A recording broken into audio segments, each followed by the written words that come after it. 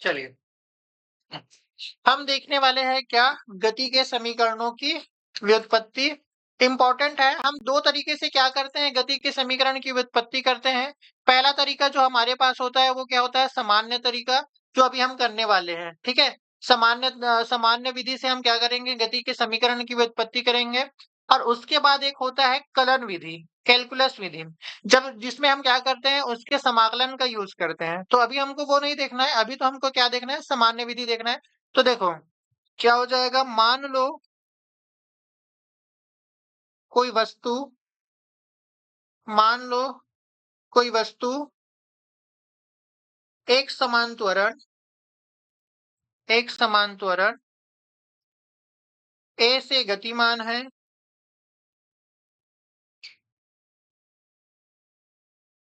T समय पश्चात, T समय पश्चात, या ऐसे लिख सकते हैं, टी बराबर 0 पर क्या लिख सकते हैं, टी बराबर 0 पर उसका वेग, उसका वेग u, तथा टी बराबर टी पर उसका वेग, उसका वेग कितना है, v है। तब वस्तु का त्वरण, वस्तु का त्वरण, वस्तु का त्वरण क्या होता है, परिभाषा लिखेंगे तो क्या हो जाएगा, v माइनस यू, प्रारंभिक वेग माइनस क्या होता है, अंतिम वेग माइनस प्रारंभिक वेग, और ये हो जाएगा t माइनस 0। तो a बराबर क्या आएगा, v माइनस यू, और बट्टे में हो जाएगा t। यहाँ से क्या करो, तिर्यक गुणा कर दो, तो ये हो जाएगा आपका ए टी, ये हो जाएगा v माइनस यू, ये हो जाएगा v यहीं रहेगा, ये इधर चला जाएगा, तो u प्लस ए टी। तो ये आ गया आपका पहला समीकरण, छोटा सा है बिल्कुल, है ना। आप 2 मिनट में इसका क्या कर सकते हो, पहले समीकरण की व्युत्पत्ति कर सकते हैं। ठीक है, समझ में आया। चलिए दूसरा देखते हैं। दूसरा क्या है आपके पास है, s बराबर है U T plus half A T का स्क्वायर। यहाँ पे देखिए, जो थ्योरी हम लिखेंगे वो लगभग सेम रहेगा। क्या रहेगा कि मान लो कोई वस्तु, मान लो कोई वस्तु एक समान त्वरण, एक समान त्वरण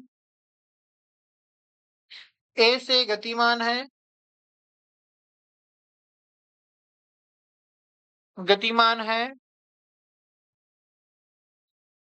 टी बराबर 0 पर उसका वेग u, तथा स्थिति, स्थिति x0 है, तथा t बराबर t पर, t बराबर t पर, या आप ये वाला लाइन अभी मत लिखिए, ये वाला लाइन अभी मत लिखिए, एक्स्ट्रा लिखने की जरूरत नहीं। t बराबर t पर वेग v है। मान लो कुल विस्थापन, मान लो कुल विस्थापन s है। टोटल विस्थापन हमने क्या लिया है, s लिया है। ठीक है, तब क्या हो जाएगा, वस्तु का औसत वेग, वस्तु का औसत वेग, औसत वेग, औसत कैसे निकाला जाता है भाई, दो वेग है तो दोनों को जोड़कर क्या कर देंगे, 2 से भाग दे देंगे। औसत निकालने का सूत्र क्या होता है, हमारे पास जो होता है औसत वेग का सूत्र वो होता है कि कुल वेग बटे कुल, आप नंबर्स लिख दोगे। ठीक है, क्योंकि औसत वेग का जो सूत्र होता है वो क्या होता है, औसत वेग जो होता है वो क्या होता है आपका, कुल विस्थापन, और बट्टे में क्या होता है, कुल समय अंतराल, कुल समय अंतराल।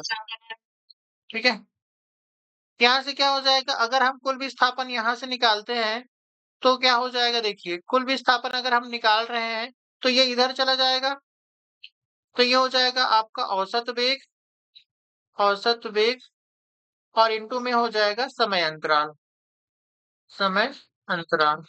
कुल विस्थापन हमने s लिया है, औसत वेग क्या लिया है, v प्लस यू और बट्टे में 2। समय अंतराल क्या हो जाएगा?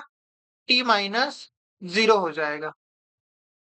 तो यहां से हमारे पास जो आएगा वो क्या आएगा? देखो, v प्लस यू और बट्टे में 2 और इंटू क्या हो जाएगा? t हो जाएगा। परंतु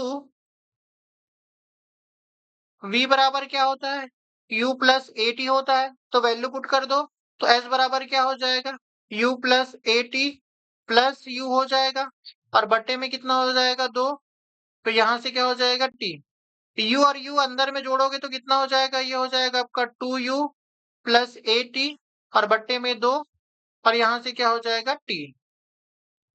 t को अंदर में गुणा कर दो तो ये हो जाएगा 2ut प्लस ए टी का स्क्वायर और बट्टे में क्या हो जाएगा? 2।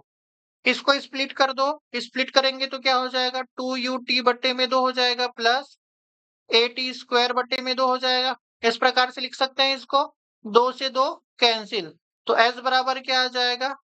u t और इसको लिख सकते हैं प्लस 1/2 और ए टी का स्क्वायर। तो ये आ गया आपके पास दूसरा समीकरण। देखिए एक बार फिर से देखिए।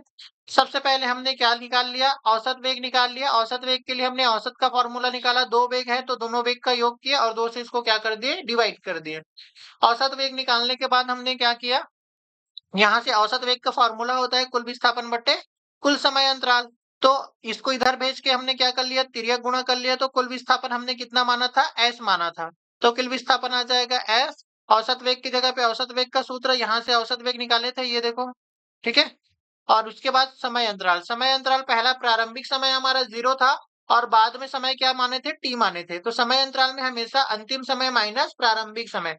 तो ये आपका अंतिम समय माइनस प्रारंभिक समय। यहाँ से क्या हो जाएगा? देखो, v को हम रिप्लेस कर सकते हैं क्योंकि हम जानते हैं v बराबर हम क्या लिख सकते हैं? u प्लस ए टी लिख सकते हैं। तो यहाँ से v बराबर हमने क्या लिख दिया? u प्लस ए टी लिख दिया। तो यहाँ से जो हमारे पास वैल्यू निकल के आया वो क्या आया? u और u, ये दोनों u जुड़ जाएंगे आपस में तो 2u हो जाएगा। t का अंदर में मल्टीप्लाई करेंगे तो एक बार इसके साथ होगा और एक बार इसके साथ होगा।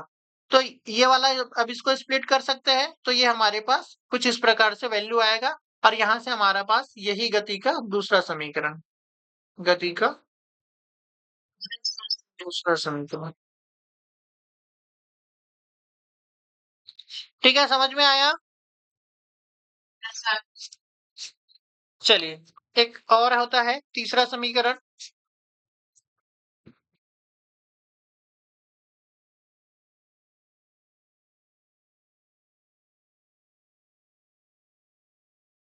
वो जो होता है V square is equal to होता है you square plus 2a s। ये हमारे पास आता है वैल्यू। यहाँ पे देखिए, फिर से इसी प्रकार से लिख सकते हैं या तो फिर हम थ्योरी नहीं लिखेंगे तब भी से चल जाएगा। इसमें हम निकाल लेते हैं गति के प्रथम समीकरण से। गति के प्रथम समीकरण से v बराबर क्या होता है? u प्लस ए टी होता है। यहां से हम किसका मान निकालेंगे? t का मान निकालेंगे। तो ये क्या हो जाएगा? देखो, v माइनस यू बराबर हो जाएगा ए टी के। तो t का मान चाहिए तो ये क्या हो जाएगा? v माइनस यू और बट्टे में हो जाएगा a। ये हो जाएगा इस प्रकार से। ठीक है। अभी हमने क्या निकाला था? अभी हमने निकाला था कुल विस्थापन। और कुल विस्थापन का जो सूत्र लिखे थे उसमें क्या लिखे थे हम? औसत वेग इंटू समय अंतराल। तो कुल विस्थापन तो आपका s होता है। औसत वेग क्या निकाले थे? v प्लस यू और बट्टे में 2 और यहाँ पे क्या आता है? t आता है। t का मान रख दो तो s बराबर क्या हो जाएगा? v प्लस यू और बट्टे में 2। t का मान क्या है? v माइनस यू और बट्टे में क्या है? a है। तो नीचे का गुना नीचे के साथ, ऊपर वाले का गुना ऊपर वाले के साथ। ठीक है। और ये हो जाएगा 2a। यहाँ से क्या हो जाएगा? देखो, a plus B A minus B. तो a का स्क्वायर माइनस b का स्क्वायर हो जाएगा और ये हो जाएगा 2a। तो ये हो जाएगा 2as। ये हो जाएगा v का स्क्वायर माइनस u का स्क्वायर। माइनस वाले को इधर भेज दोगे तो v का स्क्वायर हो जाएगा आपका u का स्क्वायर प्लस 2as। तो ये आ जाएगा आपका गति का तीसरा समीकरण। गति का तीसरा समीकरण छोटा छोटा सा है, कुछ ज्यादा मुश्किल नहीं है, तीनों समीकरण आपसे पूछे जाते हैं जनरली। ठीक है, आ रहा है समझ में?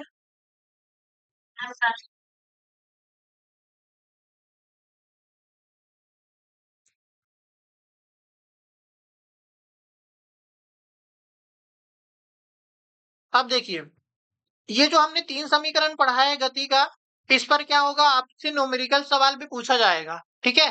तो न्यूमेरिकल सवाल के लिए भी आपको ये जो वैल्यूज है याद रखना है। आप देखो, हमारे पास जो इक्वेशंस आता है उसमें थोड़ा सा समझिए। हमारे पास जो इक्वेशन आया है उसमें तीनों समीकरण में एक चीज कॉमन दिखाई दे रहा है। क्या कॉमन दिखाई दे रहा है? त्वरण। पहला समीकरण जो था वो क्या था? एटी था। दूसरा क्या था आपका? U T plus half A T square था। और तीसरा हमने जो निकाला है वो था आपके U square plus two A S. इन तीनों समीकरण में हमको जो ए है त्वरण, यही सब में कॉमन दिखाई दे रहा है, ठीक है? अदरवाइज आप पहले में देखोगे तो एस नहीं है, तीसरे में देखोगे तो टी नहीं है, दूसरे में एस और टी दोनों है। अगर मान लीजिए आपसे क्या पूछा जाता है, त्वरण पूछा जाता है, और आपको केवल और केवल समय और वेग का मान दिया है, तो आप किसका यूज करोगे? पहले का यूज करोगे। लेकिन अगर आपको समय नहीं दिया है और आपसे वेग पूछा जा त्वरण पूछा जा रहा है, तो आप किसका यूज करोगे? तीसरे का यूज करोगे। देखो, हम चाहे तो तीनों से हम त्वरण निकाल सकते हैं, लेकिन वो डिपेंड करता है कि हमको वैल्यू क्या क्या मिला हुआ है। तो ये चीज आपको ध्यान में रखना है। अगर आपके पास वेग है और समय है, तो त्वरण निकालने के लिए आप पहले समीकरण का यूज करोगे। अगर आपके पास दूरी है, विस्थापन है या और वेग है, विस्थापन और वेग बस है, तो आप किसका यूज करोगे? तीसरे का यूज करोगे। और अगर आपको अंतिम वेग नहीं दिया गया है, तो आप दूसरे से नहीं निकाल सकते। दूसरे के लिए क्या चाहिए? आपको समय चाहिए और दूरी चाहिए, उसके साथ साथ में एक वेग भी चाहिए। तो ये आपके प्रश्न में इंपॉर्टेंट है कि क्या दिया गया है, क्या नहीं दिया गया है। समझ पा रहे हो मैं क्या बताना चाह रहा हूँ? कि हमारे पास त्वरण निकालने के लिए तो 3 समीकरण है, लेकिन हम किसका यूज करें?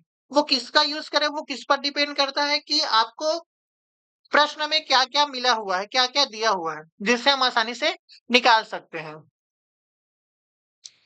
ठीक है,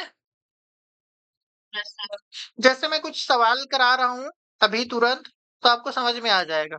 जैसे हमारे पास एक क्वेश्चन है, उसमें क्या बोला गया है? एक वस्तु 6 मीटर प्रति सेकंड से चलना प्रारंभ करता है। अच्छा, आपको ये मात्रक से पहचानना है वेग है कि त्वरण है, ठीक है? चलना प्रारंभ करता है।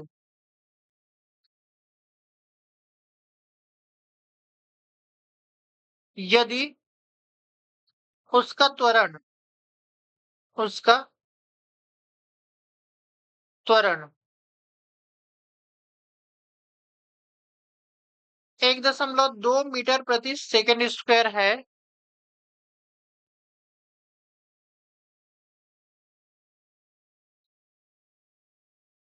तो समय की गणना कीजिए। समय की गणना कीजिए। समय की गणना कीजिए। ठीक है?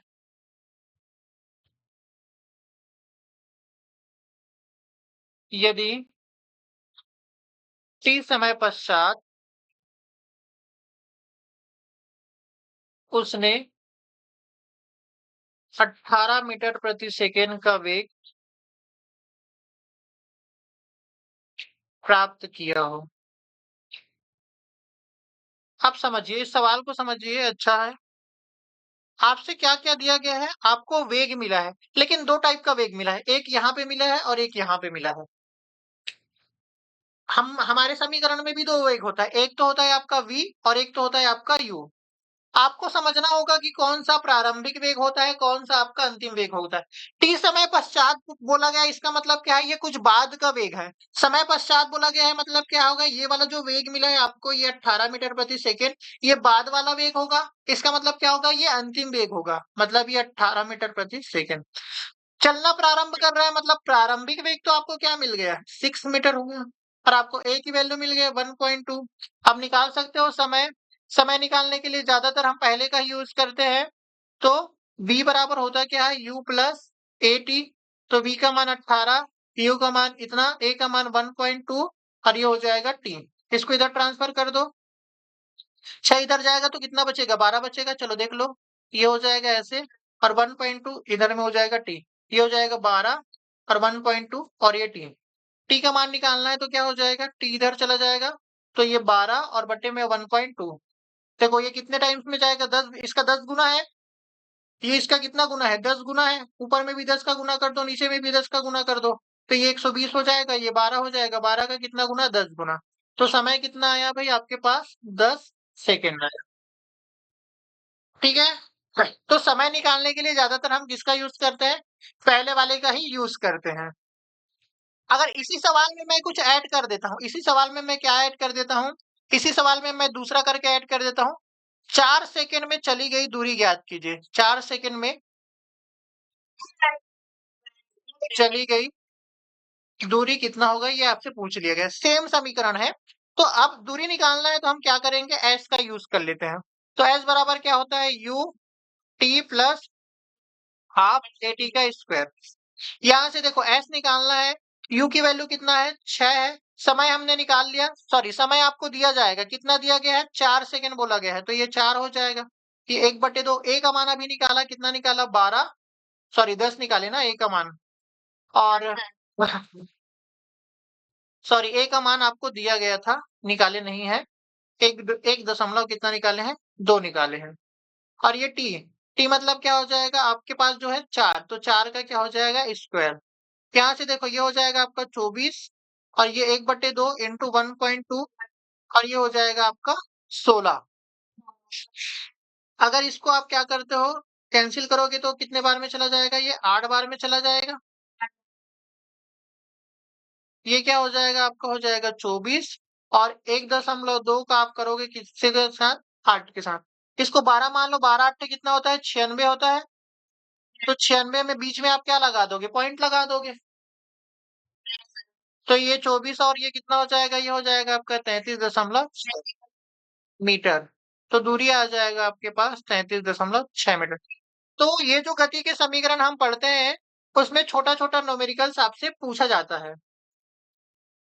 ठीक है, तो इसके लिए आपको क्या करना है, तैयार रहना। ठीक है।